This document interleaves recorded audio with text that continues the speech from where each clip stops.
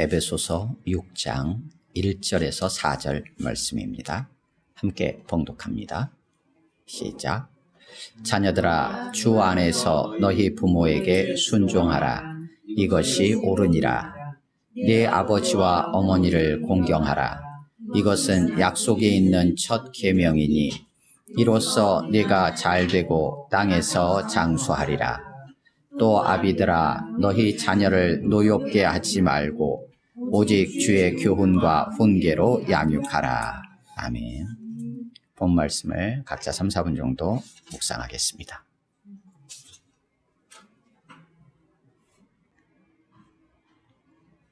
거기까지 보시겠습니다.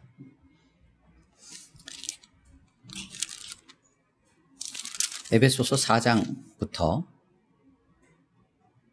하나님께서 우리를 불러주셨고 그 부르심에 합당하게 행하도록 권면해 주기 시작했습니다. 그래서 5장에서 사랑을 받는 자녀처럼 하나님을 본받는 자가 되라고 권하면서 그리스도 안에서 그리스도께서 우리에게 사랑하신 것과 같이 그 사랑 가운데서 행하도록 권면하며 그 권면이 시작이 됩니다. 그리고 빛의 자녀들처럼 행하라. 그리고 어떻게 행할지를 자세히 살피면서 행하도록 안내해주고 있습니다. 그것이 어떻게 가능할까? 성령으로 충만해져야 가능하다. 근데 성령 충만함이 여러 형태들로 해서 우리가 성령 충만함을 받을 수 있지만 피차 간에 서로 복종함으로써 또 성령 충만함을 함께 공동체적으로 누리고 그래서 어떻게 행할지를 분별하면서 나아갈 수 있다라고 지금 안내해주고 있는 본문 속에 포함이 되어 있습니다. 그래서 피차 복종하는 관계를 실제적인 우리의 삶의 현장인 가정 안에서 가족 구성원 간의 모습들을 세 가지로 세 쌍으로 구분하면서 지금 안내하고 있는 내용들입니다. 지난주까지 아내와 남편 간에 있어서 피차 복종함이 어떻게 나타날 것인가 했을 때 아내들은 교회가 그리스도에게 하듯 머리인 남편에게 복종하라 라고 권면을 했습니다. 남편들은 그리스도께서 교회에게 하듯 아내를 사랑하라고 권면해 주었습니다.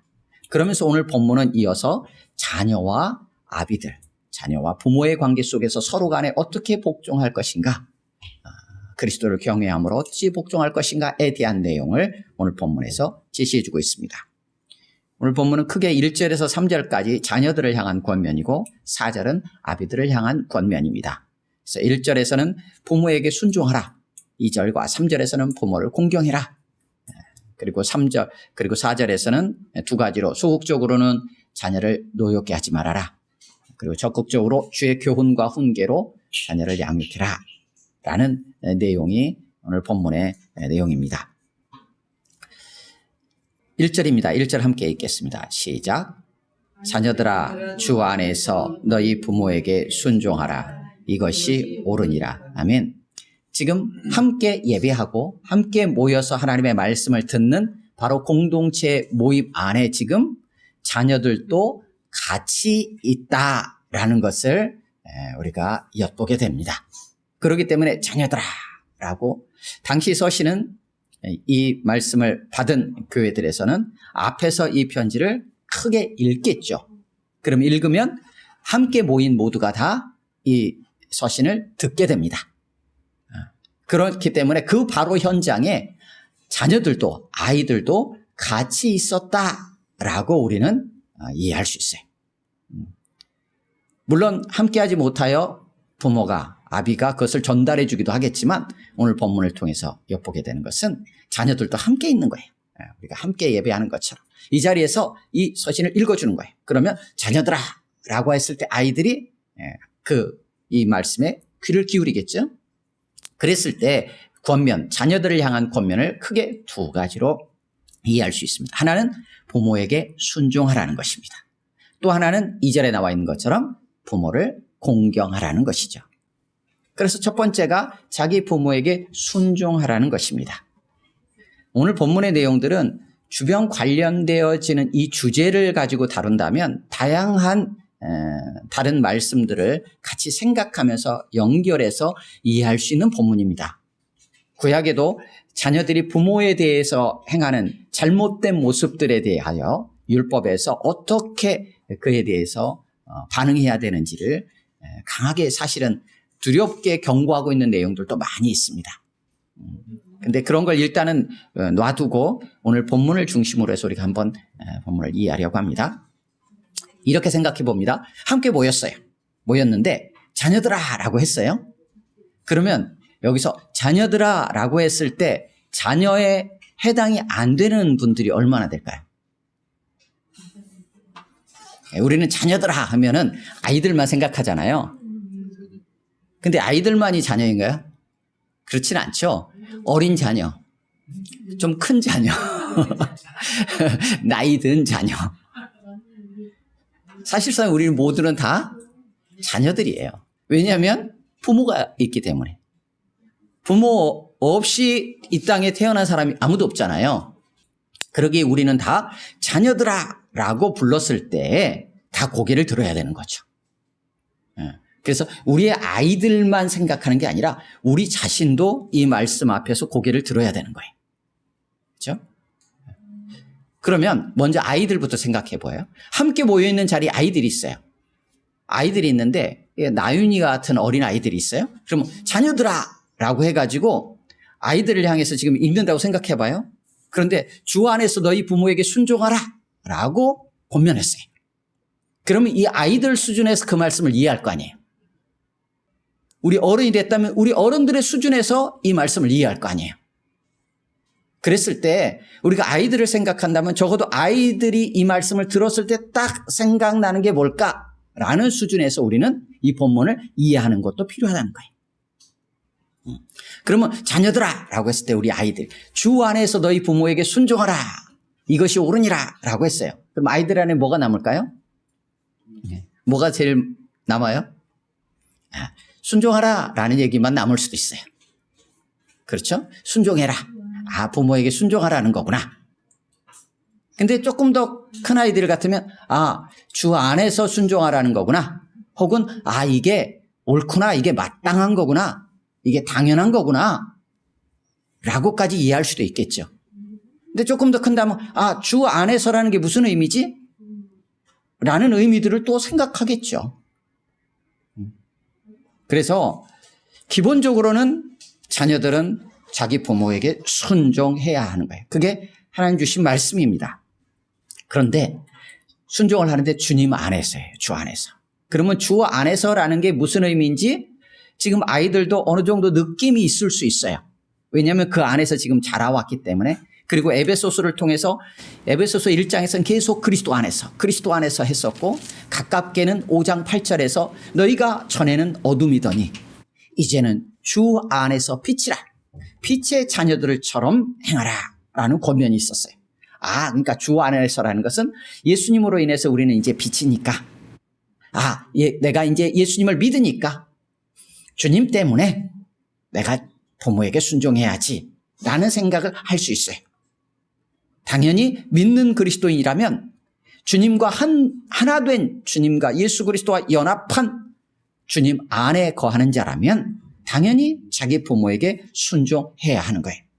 이것이 옳다, 의롭다, 마땅하다라는 거예요.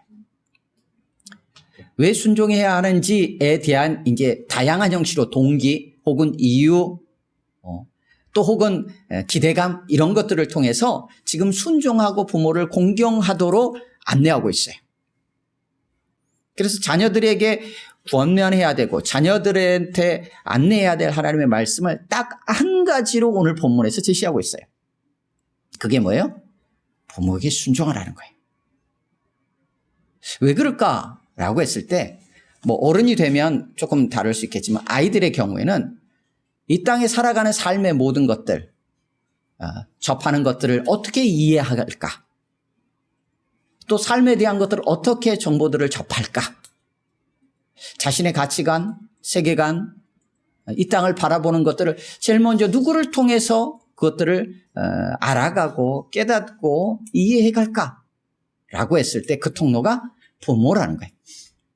그렇다면 그 부모에게 순종함으로써 바르게 과연 이 땅을 어떻게 바라봐야 될지를 바로 알아갈 수 있어요. 그래서 모든 것을 부모에게서 배우게 돼요. 그러니까 부모는 더 책임이 무거워지죠. 우리 자녀들에게 무엇을 안내하고 무엇을 저들에게 보여주며 이끌 것인가에 대한 부분에 있어서 자녀들이 오직 하나 부모에게 순종하는 그런 모습으로 딱 말똥말똥 서 있기 때문에, 보고 있기 때문에 더욱더 두렵고 떨린 마음들을 가질 수밖에 없어요. 그래서 자녀들을 향한 권면의 내용은 부모에게 순종하라는 내용이에요. 그리고 그에 따른 기본적인 태도는 공경함이에요. 그래서 너희 아버지와 너희 어머니에게 공경하라. 앞장 5장 31절에서 사람이 부모를 떠나 그의 아내와 합하여 둘이 한 육체가 될지니라고 했어요. 그러니까 부모를 떠나는 어떤 시점이 있어요. 그러니까 태어나서 부모를 바라보고 있을 때 어린 시절이 있어요. 성인이 되기까지. 그리고 부모를 떠나서 결혼하여 가정을 꾸리는 어른의 시기가 있어요. 또한 부모를 떠나 보내고 나서 이제 부모가 안 계신 상태에 있는 삶의 모습도 있어요. 하지만 그 어떤 경우이든지 다 우리 안에는 부모에 대한 순종과 공경함이 계속 남아있는 게 필요해 보입니다. 왜냐하면 어릴 때는 뭘 모르니까 부모의 뜻을 통해서, 부모의 말씀을 통해서 부모님께 순종함으로 하나님을 알아가고 하나님을 더욱더 믿는 믿음이 자라갈 수 있어요.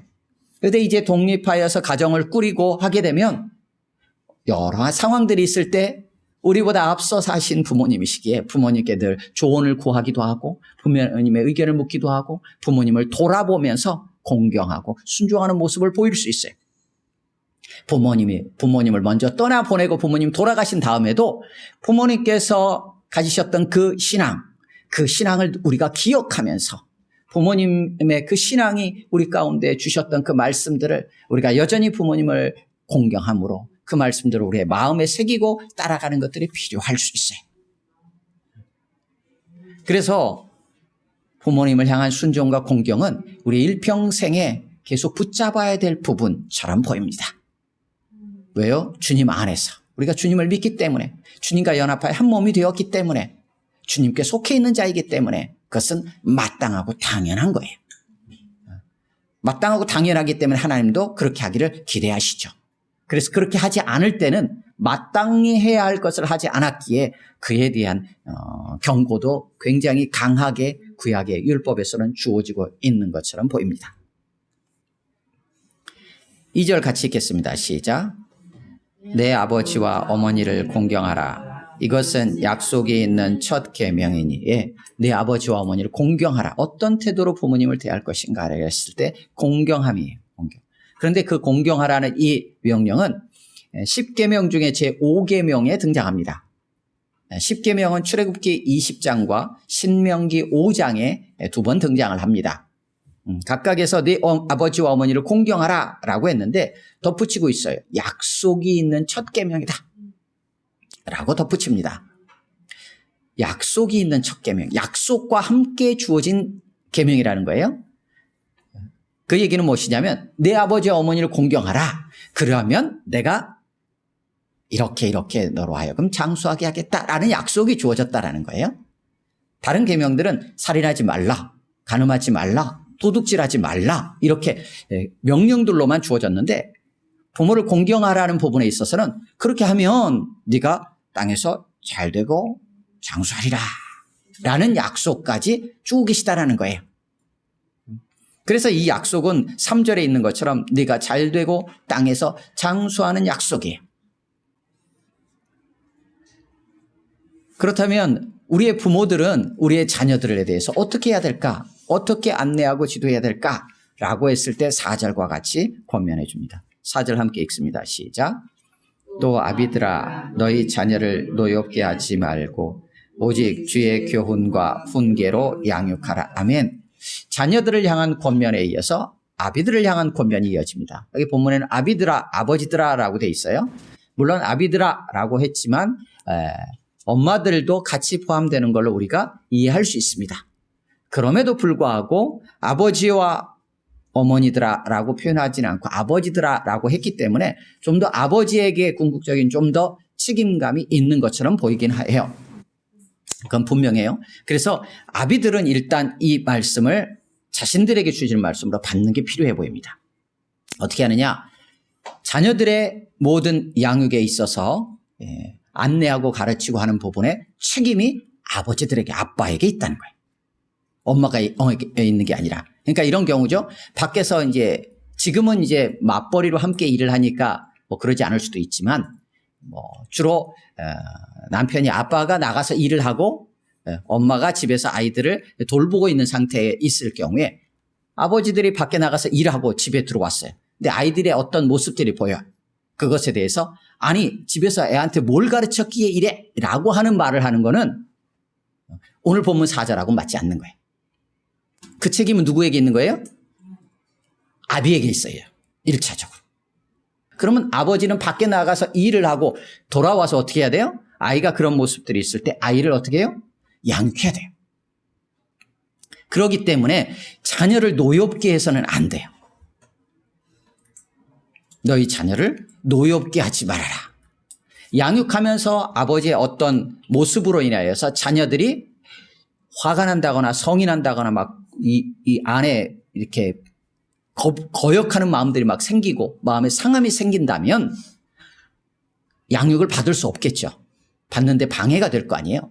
그래서 아비들은 이 부분들을 극도로 경계하고 조심해야 돼요. 그래서 자녀들을 노엽게 하지 말고 주님의 교훈과 훈계로 해요. 내 생각으로 가르치는 게 아니에요. 세상의 지식을 가르치는 게 아니에요. 아비들이 세상 지식을 많이 알아가지고 자녀들한테 가르치라는 얘기가 아니에요. 주님에게 속한 교훈과 훈계예요. 다시 말하면 주의 말씀, 하나님의 말씀을 양육하고 가르쳐야 된다는 거예요. 그것이 아비가 해야 될 중요한 일이에요. 아니 오늘 본문에서는 그거 한 가지만을 제시하고 있어요. 아비들은 생계를 위해서 경제적인 부분들을 책임지고 라고 얘기를 하지 않고 자녀와의 관계에서 1차적인 문제를 주의 교훈과 훈계로 양육하는 거라고 제시해 주고 있어요. 그러기에 아버지들 안에 이 마음을, 이 책임감을 품고 이것을 행하는 게 필요해요. 그렇다면 그렇게 주의 교훈과 훈계로 양육하기 때문에 더더욱 자녀들은 그 부모에게 순종하며 그것을 받아들여서 행하는 게 필요하겠죠. 어릴 때부터 우리 안에 우리 아이들, 우리 모두가 다 가져야 될 것은 순종함이에요. 순종하는 태도예요. 그래야 주의 말씀에 대한 순종함이 우리 안에 배어질 수 있는 것처럼 보여요. 그래서 부모에게 순종함을 통하여서 하나님 아버지께 순종하는 것이 우리 안에 체험적으로 경험되어질 수 있는 것 같아요. 그래서 아비들은 물론 어머니들도 마찬가지겠지만 책임자로서 아비들은 자녀들을 노엽게 하지 말고 잘 주의 교훈과 훈계를 받을 수 있도록 우리 자녀들을 살피고 돌보며 양육해야 된다라고 오늘 본문을 통해서 권면하고 있습니다. 그래서 한 가지 말씀을 같이 찾아보겠습니다. 구약에 있는 신명기 6장입니다. 잘 아는 말씀입니다. 이스라엘 백성들에게 있어서 잊지 않고 그들이 정말로 가르치고 계속해서 안내했던 말씀이 무엇일까라는 걸 한번 확인해 보겠습니다. 신명기 6장 4절에서 9절입니다. 함께 읽습니다. 시작. 이스라엘아 들으라. 우리 하나님 여호와는 오직 유일한 여호와이시니 너는 마음을 다하고 뜻을 다하고 힘을 다하여 네 하나님 여호와를 사랑하라. 오늘 내가 네게 명하는 이 말씀을 너는 마음에 새기고 네 자녀에게 부지런히 가르치며 집에 앉았을 때든지 길을 갈 때든지 누워 있을 때든지 일어날 때든지 이 말씀을 강론할 것이며 너는 또 그것을 네 손목에 매어 기호를 삼으며 네 미간에 붙여 표로 삼고 또 내 집 문설주와 바깥문에 기록할지니라. 아멘.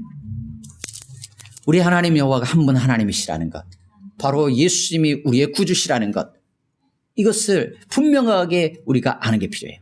그렇다면 그에 따라 합당한 반응은 무엇이냐? 바로 그분께 마음을 다하고 힘을 다하고 뜻을 다하여 하나님을 사랑하는 거예요. 주님을 믿고 따라가는 것입니다. 그것을 어떻게 해야 되냐? 자녀에게 부지런히 가르치라는 거예요.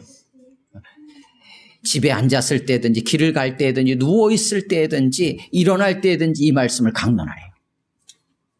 그리고 자리에 없어요. 그럼에도 불구하고 말을 할 수 없는 상황일지라도 보는 곳을 통해서 8절에 너는 또 그것을 내 손목에 베어 기호를 삼고 내 미간에 붙여서 표를 삼고 말로 귀로 듣고 눈으로 보고 그리고 세상을 혹시 떠났을 수도 있어요. 하지만 집은 남아있어요. 집은 남아있다면 9절에서 내 집 문설주와 바깥문에 기록할지니라.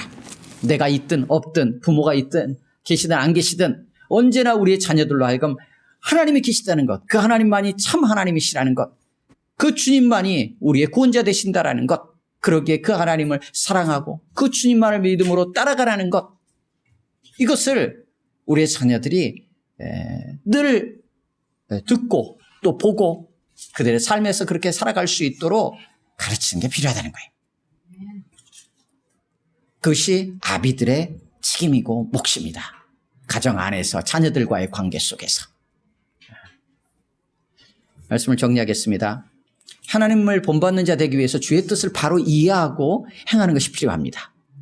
구체적인 삶의 현장인 가정에서 피차 그리스도를 경외함으로 복종함으로써 성령 충만하여 주의 뜻이 무엇인지를 바로 이해할 수 있다고 안내합니다.